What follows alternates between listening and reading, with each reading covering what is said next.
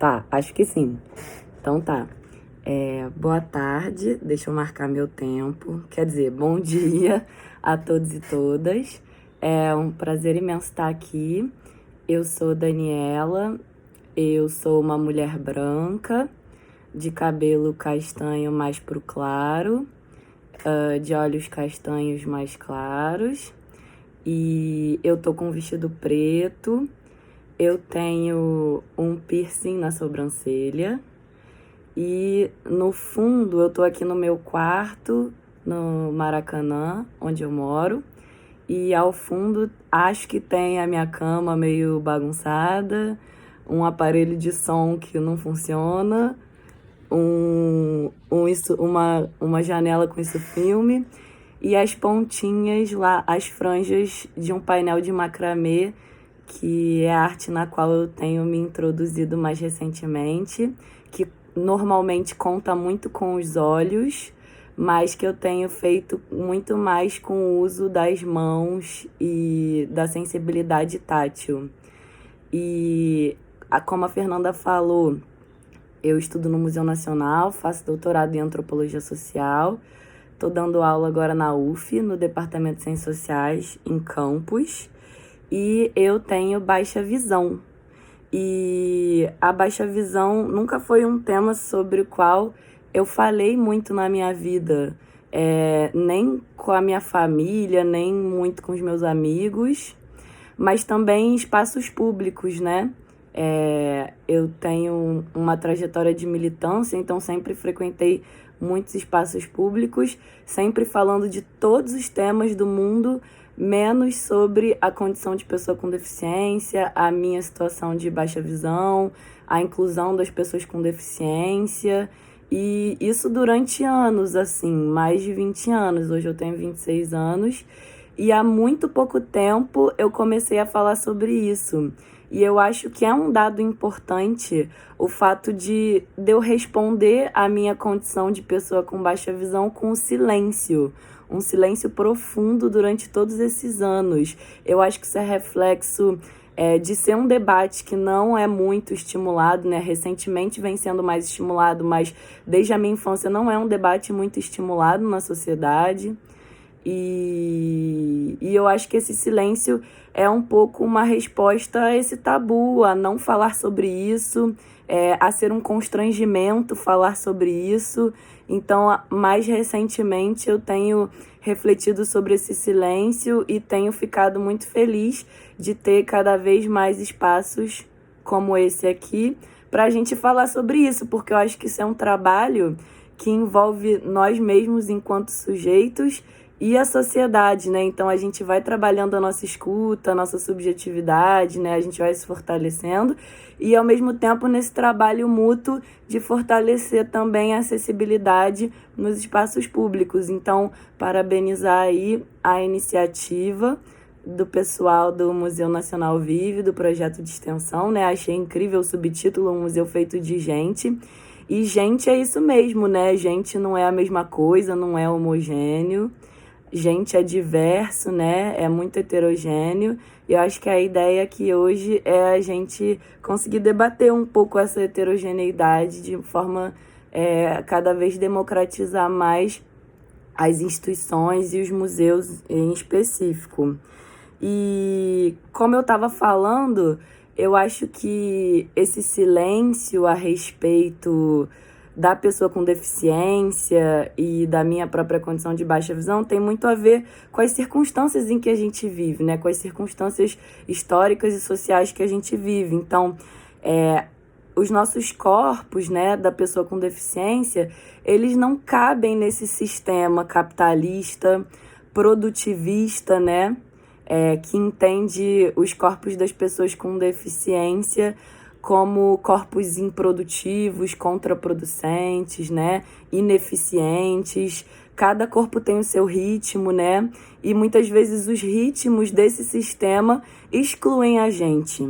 E além disso, tentando me aproximar mais do tema de hoje, os nossos corpos também não cabem na cidade em que a gente vive, né? Nos territórios urbanos, né, que são cidades completamente despreparadas para acolher a gente, né? São cidades que não estão prontas para que a gente possa viver com bem-estar, né? Com o mesmo bem-estar de uma pessoa considerada como normal, né? Com todos os sentidos. E são cidades segregadas, são cidades excludentes e com muito pouca política pública voltada para o tema. Então, cotidianamente eu enfrento desafios para pegar ônibus, né, para me deslocar na cidade. E coisas que você fica pensando assim, quantas vezes num ponto de ônibus esperando eu não fiquei refletindo o que resolveria meu problema aqui? Algum dispositivo, no meu caso, que tem baixa visão, algum dispositivo auditivo, né, alguma sonoridade já me ajudaria, ou então qualquer outra tecnologia de ressaltar os números dos ônibus, coisas muito simples, sabe? Mas que não são pensadas por conta desse silêncio. E os museus estão dentro da cidade, né? Então eu acho que é super importante a gente pensar os equipamentos culturais, né? Os equipamentos públicos de entretenimento, a partir dessa perspectiva mais integrada, né? Não só da instituição em si, mas entendendo a instituição dentro da cidade. Nas sociedades ocidentais, a gente tem uma centralidade muito forte da visão, né? A visão dentre todos os sentidos, dentre todos os órgãos do nosso corpo, ela é muito enfatizada nas nossas práticas culturais, né?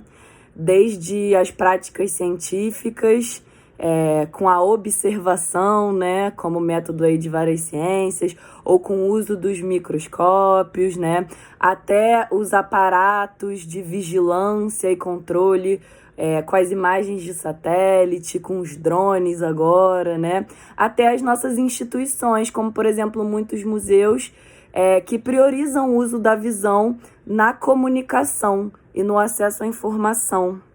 E mais do que isso, como nada é neutro, né, nessa vida, é uma visão muito específica que se coloca como a visão única existente, né?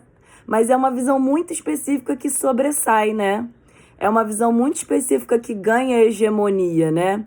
Que é a visão, né, daqueles corpos entendidos como produtivos, normais. Mais ainda, a gente pode pensar outras formas de opressão dos corpos masculinos, brancos, né, das classes, das elites, né, os corpos ricos.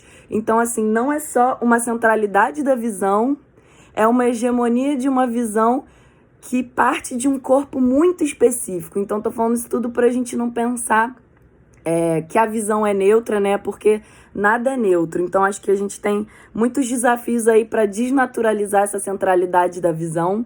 Na antropologia, a gente estuda várias outras sociedades, né?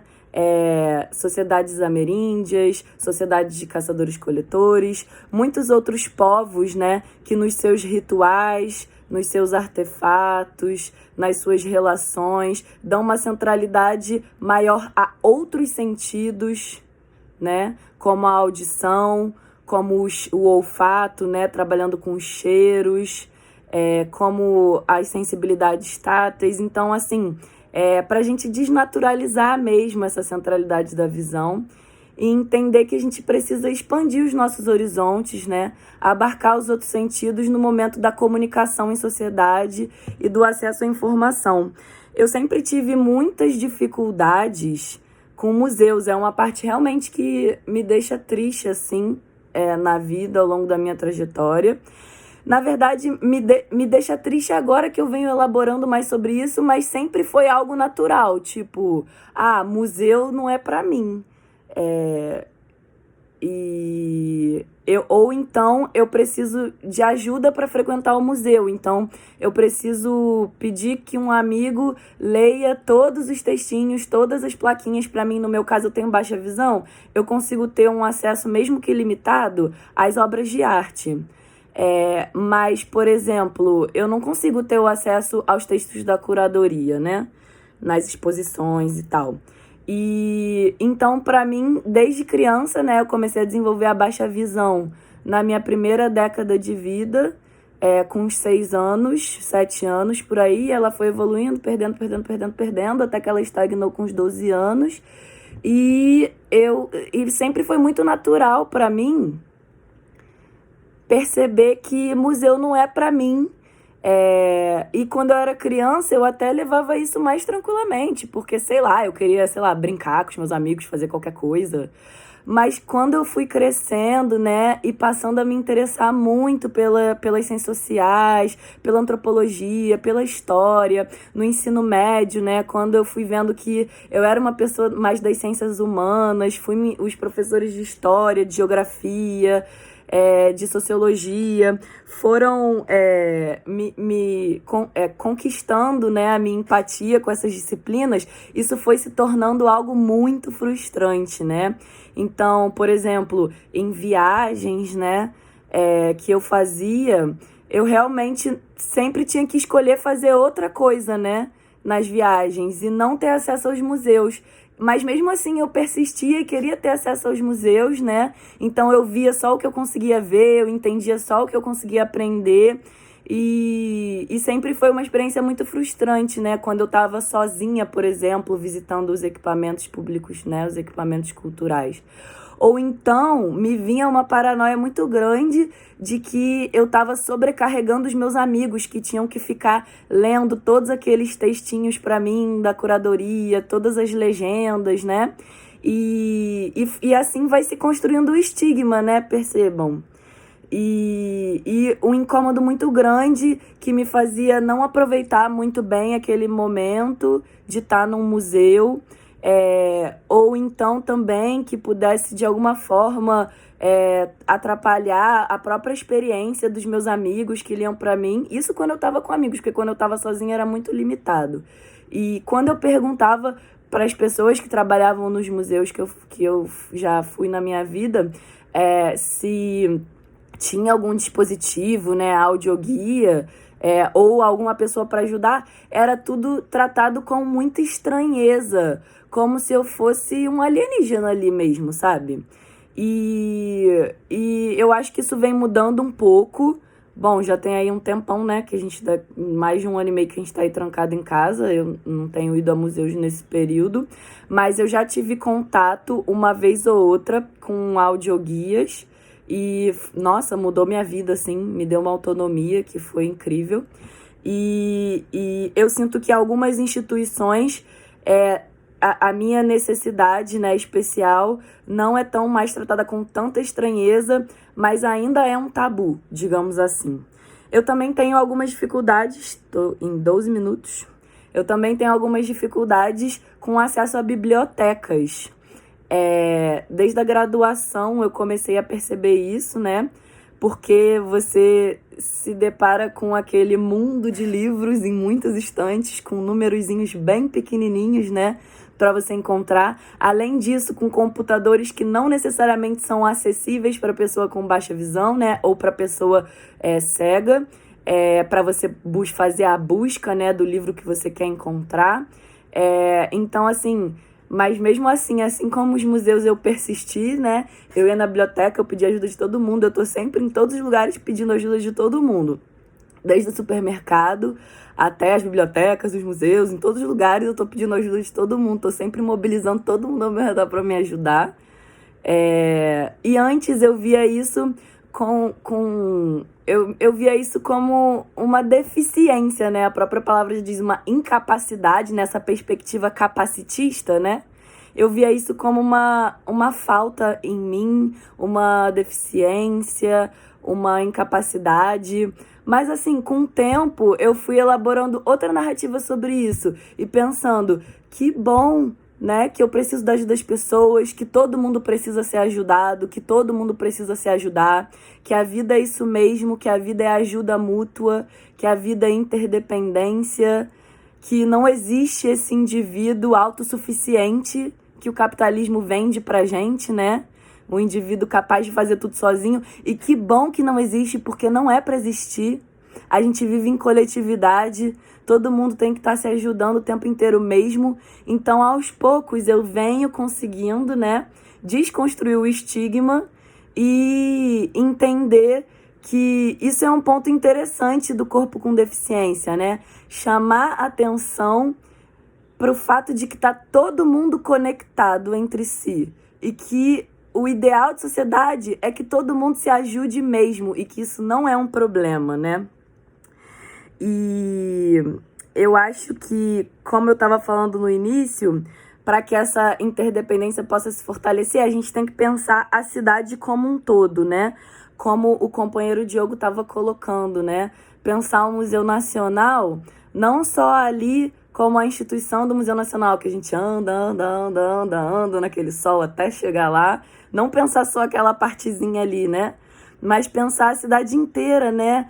Os meios de transporte, como que a gente acessa a Quinta da Boa Vista, como que a gente acessa o Museu Nacional para um cadeirante, né? Para uma pessoa cega, por exemplo, para todos os tipos de deficiência, né?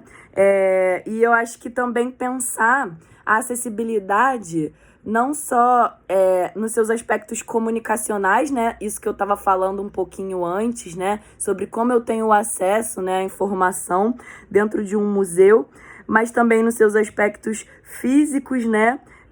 E também nos seus aspectos, pelo que eu tenho visto dos museólogos falando, das atitudes dos funcionários, né? Atitudinais, não sei, aí depois os museólogos me corrijam aí. Mas que se crie, de fato, uma cultura da ajuda mútua, né? Uma cultura da acessibilidade e da inclusão social. Então, acho que assim, o que já deu 16 minutos, eu vou encerrar. Eu acho que um ponto muito importante para a gente desconstruir, né, é entender como que os nossos corpos são importantes no sentido da gente ir desconstruindo o estigma e atingir o reconhecimento, né? Um reconhecimento de que a gente não é um corpo incapaz, pelo contrário, a gente é um corpo importante para o desenvolvimento histórico das sociedades, né? Para que as sociedades criem consciência, né, sobre a heterogeneidade e a diversidade. Só a nossa existência já é uma forma de militância pela diversidade no mundo, né? Então, assim, que a gente coletivamente, isso são processos subjetivos muito intensos, né? Muito dolorosos, muito árduos, que exigem muito dos sujeitos, mas são processos coletivos. Então, que a gente coletivamente consiga sair do estigma e ir em direção ao reconhecimento dos nossos corpos, que cumprem um papel tão importante, e ressaltar a importância da acessibilidade nos museus para a criação de autonomia. Eu queria fechar com esse ponto, né? Porque uma das coisas que é muito atingida na vivência da pessoa com deficiência é a nossa autonomia, né? E, de novo, não estou falando daquela autonomia individualista, né, do indivíduo autossuficiente. Eu estou falando daquela autonomia que nasce da interdependência. Então, acho que esse é o caminho que a gente está trilhando aqui, esse espaço de debate sobre acessibilidade e inclusão nos museus. Eu acho que é um caminho para a gente sair do estigma e ir em direção ao reconhecimento, e é o caminho para a gente criar essa autonomia da interdependência. E queria agradecer muito a oportunidade, saudar aí os outros companheiros, agradecer a Fernanda pelo convite e dizer que eu estou aqui muito atenta às próximas falas para aprender com vocês também. Obrigada.